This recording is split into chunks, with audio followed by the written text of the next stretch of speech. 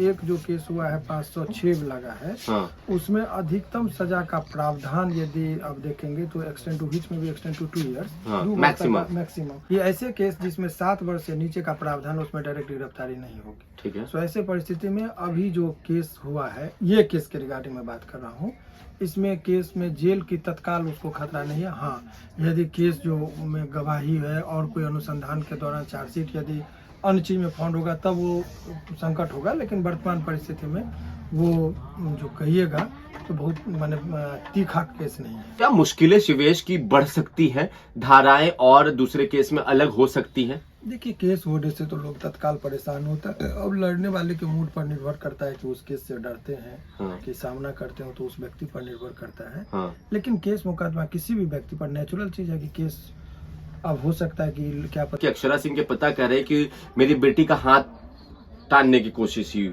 ठीक है, हम 3-4 और केस देखिए, वो खींचेंगे। जैसे हाथ पकड़ना 354B का मामला होता है, डिसरोब करना, ये वो। हाँ, चलिए जल्दी शुरू। बड़ी लंबा खींचो। अक्षरा के पिताजी का जो इंटरव्यू चल रहा है, अक्षरा के पिता ने साफ साफ कहा कि अभी 1-2 केस कर चुके हैं, 4-5 और ठोक देंगे। हमारे पास जो FIR की कॉपी है वो हमने वकील साहब को दिखाई, आप भी देख लीजिए स्क्रीन पर सामने है, जो कंकड़बाग थाने का है। साथ में वो कह रहे हैं कि हम अक्षरा के साथ इन्होंने खींचा तानी, हाथ पकड़ा है और टानने की कोशिश की है। अब हमारे साथ पटना हाई कोर्ट के सबसे जाने माने वकील में से एक शिवनंदन भारती जी हैं। शिवनंदन भारती जी इससे पहले खेसारी लाल यादव का भी लड़ चुके हैं केस, और शिवनंदन भारती जी बहुत सारा केस लड़ चुके हैं। शिवनंदन भारती जी, वेलकम है हमारे चैनल पे आपका। बहुत बहुत शुक्रिया आपका भी। अक्षरा सिंह के पिता ने एक केस किया है, 2 केस किया, एक का मेरे पास पेपर है जिसमें उन्होंने जो एक्ट लगाए हैं आपने भी देखा है। अब शिवेश मिश्रा के लिए क्या मुश्किलें हैं, केस का जिक्र किया, आपने भी पढ़ा, जो मैंने FIR दिखाया 506, 120B और जो IT एक्ट लगा है उसमें क्या प्रावधान है, क्या सजाएं? देखिए, जब आपने ये जो बातें कहा, केस तो हुआ है। हाँ, अब केस के बाद उसमें जो 2 तरह का होता है। ठीक है। जैसे सांप हो और सांप काटता है तो 2 तरह का सांप होता है, एक होता है विषहीन सांप, एक होता है विषधर सांप। तो तो इस केस में अब जो है सो सांप का बैटिंग है, विष की मात्रा बहुत कम है, जो वास्तविक एक्चुअल चीज है वो समझिए लोगों को। ठीक है। तो वो अब उस केस में जो गवाही उनकी 161 का बयान होता है, उस चीज पर वो निर्भर करता है कि क्या होगा। लेकिन वर्तमान परिस्थिति में जो केस जो हुआ है उसमें सजा का प्रावधान बहुत नाम मात्र है। कितने? अब जैसे एक जो आपको मैं जानकारी के लिए बता दूं कि एक जो केस हुआ है 506 लगा है, हाँ, उसमें अधिकतम सजा का प्रावधान यदि आप देखेंगे तो एक्सटेंड टू विच में भी एक्सटेंड टू 2 इयर्स, हाँ, 2 मैक्सिमम। लेकिन वो रेयरली उतना होता है, 2 महीना 3 महीना, और बेल के दृष्टिकोण से वो बेलेबल ऑफेंस है। ठीक है। तो उसमें ये नहीं होगा। IT एक्ट के अंतर्गत जो हुआ है उसमें 3 वर्ष तक का सजा का प्रावधान है, परंतु उसमें अभी ऑनरेबल सुप्रीम कोर्ट का कहना है कि ऐसे केस जिसमें 7 वर्ष से नीचे का प्रावधान, उसमें डायरेक्ट गिरफ्तारी नहीं होगी। ठीक है। तो ऐसे परिस्थिति में अभी जो केस हुआ है, ये केस के रिगार्डिंग में बात कर रहा हूँ, इसमें केस में जेल की तत्काल उसको खतरा नहीं है। हाँ, यदि केस जो में गवाही है और कोई अनुसंधान के दौरान चार्जशीट यदि अन्य चीज में फाउंड होगा तब वो संकट होगा, लेकिन वर्तमान परिस्थिति में वो जो कहिएगा तो बहुत माने तीखा केस नहीं है। हम एक चीज ऐड करते हैं, 120B बेलेबल है, नॉन बेलेबल है? नहीं, 120B क्या है वो समझिए, जो कॉन्स्पिरेसी, क्रिमिनल कॉन्स्पिरेसी का मामला है। तो 506 जो लगा है इनके ऊपर, हाँ, यानी कि इलीगल कोई भी ऐसा काम, उसके साजिश का 120 भी है, साजिश करने का। तो साजिश किस चीज का, तो वो उसके ऊपर जैसे मान लीजिए 302 लगा हो और उसमें 120 भी लगा हो, तो लगेगा कि मौत में, मर्डर केस में जो है सो 120 लगे तो मारने में साजिश, तो गाली गलौज और धमकी देने की साजिश, तो उसी के आधार पर इस पे भी बनेगा। तो 120 भी का सेपरेट अपना कोई एंटिटी नहीं है। अच्छा, वो जो उससे ऊपर के जो धारा है उसी के परिप्रेक्ष्य में इसको भी देखा जाता है।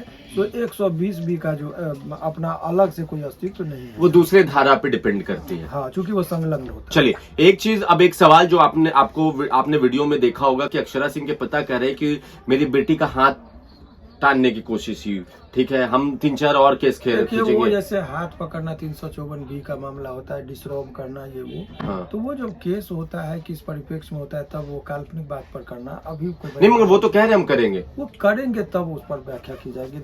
केस करने के बाद किस रूप में होता है, मान लीजिए वो उसके साथ कुछ अभद्रता हो किसी भी लड़की के साथ तो 376 का भी मामला बनता है, 354 का मामला बनता है। हाँ। तो क्या है नहीं है वो तो एक्चुअल बात जब केस होता है तब उस पर टिक्का टिप्पणी करना होगा।